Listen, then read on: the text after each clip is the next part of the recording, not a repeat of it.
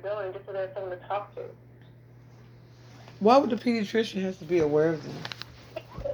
I'm just saying it helps with that when you go get labs with the pediatrician, they know who to reach out to, that kind of thing. You said when I go to my pediatrician, does he know that I have an endocrinologist that I consult with? Is that what you just said? Dr. Tomac, he didn't mention that when I spoke with him last week. Right, because you're digging for information. You're trying to see which No, route to take. Yeah, I'm you trying to are. get prescribed. None I'm of my trying to get. none of my son's specialists call that doctor for crazy stuff like that. Why would you want to know who the other person is when you're doing what you're supposed to do? I didn't ask him to do that. I asked, what I called him about really was I called him to see if he could refill your prednisone. I thought you Yeah, were you're going to looking go for through. shit. You're looking for what What? you're looking for stuff. You're looking for stuff. If you call him to find out did he give this and that, you looking to be dirty.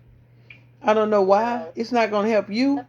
They ain't no judge. They ain't no police. They ain't nobody can tell me not to save my child's life when I'm picking up and researching on my own. I don't know nothing about medical field, but I learned that. How hard is it to put in Graves' disease and see what is treated, how you treat Graves' disease and what's used? You did not tell me.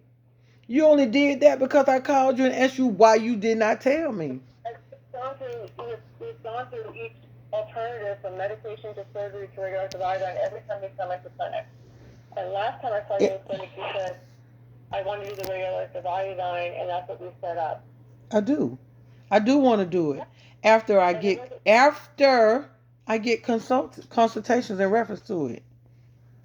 I didn't have enough information, and I recorded them.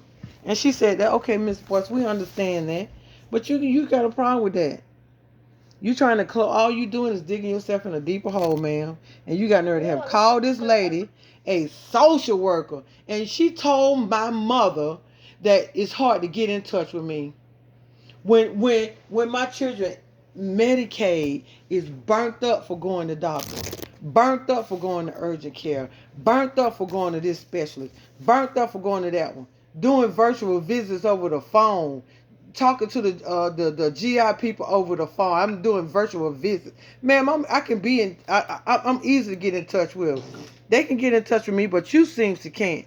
And you can only get in touch with me to put pressure on me, make me talk to you. You're not going to be saved through this, ma'am. Are you doing to hurt your own self?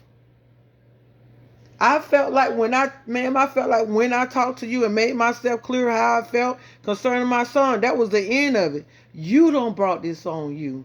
You call and start to investigate, calling my, what you call the pediatrician, asking him what they gave him.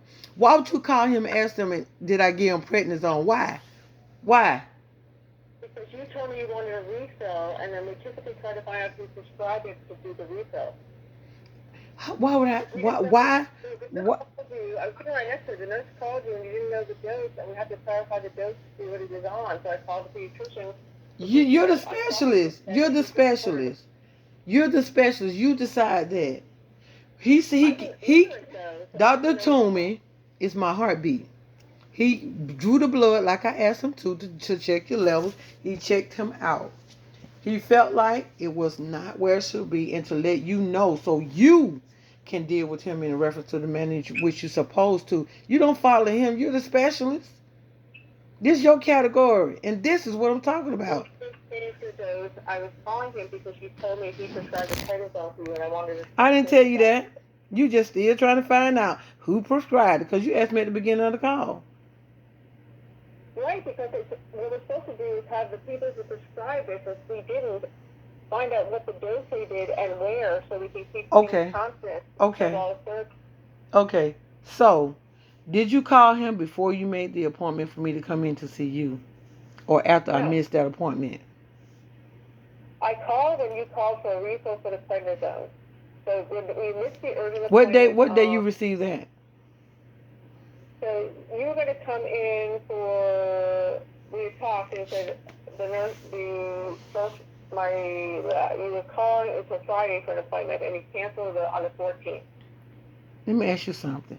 Why would I call And you so for if someone gave me prednisone, why would I call you to refill it? I don't know what you did. you called my nurse for a refill on the prednisone, and so we were trying to find out who prescribed it for you, so it wasn't in our list. I called to ask you why you did not prescribe that for him. That's what I asked you. That's when I talked to you the day before, and then he missed the appointment. I talked to him on the I ain't phone. worried about nothing else after that question. Why, number one, did you not give it to him? Why you didn't? That was the question I asked you. Because it's not a common medication for the heart rate. The atenolol, which he was on initially, would be the medication. He's not taking the atenolol. He don't need it.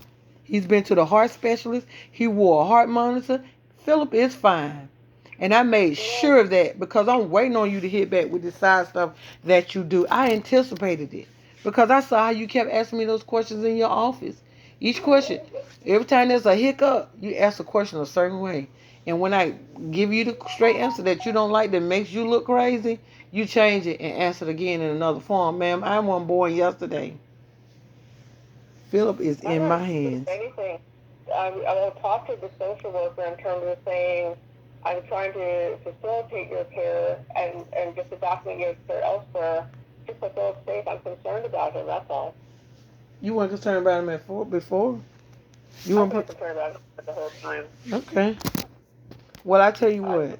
Your level of let's agree that you're concerned, but your level of concern is just not where I would like it to be. That is why, in the middle of me seeing you, and within weeks of me seeing you at the appointment, I made an appointment elsewhere because my antennas are flying up.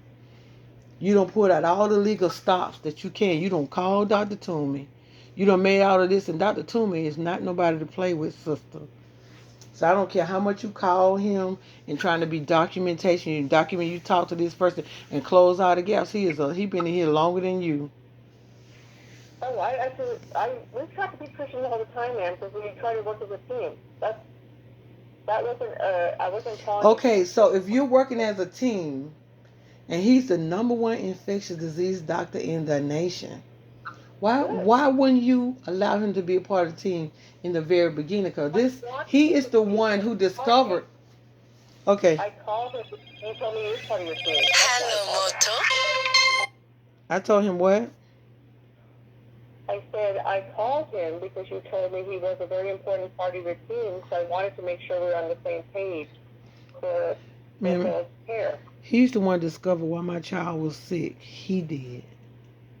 That's his job. The pediatrician will pick up the Graves' disease because you see them more often, and then send you either to clinic or to the emergency, depending how sick they are when they fall. It's very common. Do you know when I give birth to my child, Dr. Toomey leaves his practice and come and give my child their very first examination at the hospital? That's the kind of relationship we have. And all I can tell you is that. I think that's why I respect him, and that's why I called to make sure that we were that you had the medication you needed, and that we were on the same page for what medication he was on. It wasn't against you; it's just trying to support because you asked for a prescription that you didn't have. But let me ask you this: I hear what you're saying. You told me when I talked to them, you received the blood work, the report from Dr. Toomey. You consulted with your nurse. She called you and told you everything. You changed the medications then. Why didn't you ask about what medication he was on then? We did. And she confirmed it was 10 milligrams, and we said we're going to increase a little bit to the 10 and 5 until we get him in. I actually put in that she talked to you about checking the heart rate to see if we need the atenolol. She wanted, we confirmed who your pediatrician was. And when you asked for the prednisone, we called the pediatrician to make sure that if he did it, he can renew it for you. So you have everything all straight so to Dr. D. Do you know that Dr. Toomey only found out about Graves' disease because of my concerns first? Do you? Listen to this. Do you know when it came to my child's autism, a lot of things that Dr. Toomey learned was from me? Oh, I'm sure. We learn from one another. We learn. So, just like I told you in the beginning, you prescribed him a medication at a certain rate. I changed that. You followed that. which was good. And then it got to a point where it just wasn't working, and I was doing more harm to him than good. His levels he had too much of that medication. So I am the No, first point of contact. I agree with you totally that we need to take a second one, either the surgery or overdose of iodine, whichever you're more comfortable with. We need to be on something different. He doesn't tolerate the methadone. Ma'am, I never call a regulatory body on you. Even though I had all of this going on in my head and in my spirits, and I was doing the due diligence, you poked the wrong mother. You chose the wrong case to call a social worker to file up my name and my child's medical record as if we're lacking in some kind of crazy area. I know what you do, and I know what type of services you have provided. I don't know how she worded it, but I think what we can do is, what my goal is, and that lady was smart and nasty, and I recorded her just like I told her. She was smart and nasty, and I'm just gonna tell them that you just don't want to be part of the system. I never said that, but I'm the one that's doing my due diligence. I'm not flying in there and let y'all just do this to my son and do that, and I'm watching him with his neck hurting, his head hurting. He up in the middle of the night. Mama, I thought I was gonna die, trying to find out which level is the best level. I'm going through this. This is my son. All you gonna say is, "Oh, she didn't come in for this." You crazy? No, I'm trying to get you the eye appointment. We called them directly. I'm trying to get you. I'll get you the radar. Ma'am, the only reason why you're dealing with that eye appointment is because I asked you for something for eye pain. You said you gave him some over-the-counter crap for Visine or something simple. That's not helping with his pain. Ma'am, at that point, he didn't have eye pain. He was really concerned his eyes closing at night. He didn't have eye pain when we prescribed the Lactalude. Really? That's something that's going to help also, but not for the eye pain. I did a referral, as soon as you told me that, I did a referral to see the ophthalmologist because of the eye pain. I think that's very serious. Wait. When was this you did the referral to? The eye pain? I referred you in January. We tracked that right. down, and I don't know what happened to that referral. I just couldn't get them to answer. So what we did is I did a re-referral on the phone. Mm-hmm. And she called the eye doctor directly in April. So you've been called since April about an appointment? Let me explain something to you. The reason why Philip has eye pain. Philip has optic atrophy. Is that in your notes? Is that what? I'm sorry? Philip has optic atrophy. So you can't say he didn't have eye pain, ma'am. He's been had that since last year. Complaint of eye pain when you're in clinic. But I'm saying you know what's going to get you in trouble? You know what's going to get you in trouble? You should be saying, Ms. Boyce, let us look deeper at the chart and let us get together and make sure what's going on with Philip. Don't say what he didn't say and we didn't say. Because if anybody knows, I've already told you, I'm not stepping in anywhere without recording because y'all slick. I don't have nothing to lose. Y'all do. That's why I asked you to come in for the urgent appointments with the talk face to face with all these new He's been going to a lot of urgent appointments outside of you because I notice how you work when I get there. If I talk to you about his eye and you don't answer me, I don't argue with you. I go tell someone else about it. They document it and they care for him. I took it very seriously. Before I even saw you, I already had talked to the nurse and we were... Well, I tell you what, ma'am, you win. You right, you right, you right, and you righteous in all these areas. You have no faults. Let's feeling better. There's no winning unless Phil feels better. This is not a game of winning or losing. I want Phil to feel better. So what am I supposed to do after today? How can I talk to the social worker and see if we can make it so that we're just coordinating care? If you want to do with a different provider, that's fine. If you're more comfortable, I want you to feel comfortable. Did you like Dr. Cochran when you saw her? Do I like what? Did you like Dr. Cochran when you saw her? I don't give you permission to ask me about any other physician other than you. I don't give you any permission to talk to me about anybody else. I just want to talk to you. You're the one who called the social worker. They did not. You. I'm saying I can have the social worker call you and say, let's get all these appointments set up. What's she gonna call me for? I beg your pardon? She's already talked Nancy and said, well, I'm just gonna let the team know that you don't want to be cared by them. You see how you bring in a third party? Evidently she got a very poor impression of you. This lady called my mother when you got my number in your cell phone. When I still have the records from you and when I text you faxes for my son blood work from that other place. And the reason why I go to those other places because y'all got control of all those labs. I can't walk around with going to urgent care into the emergency room. These people don't know my child's history. I went to the emergency room. They didn't do no blood work.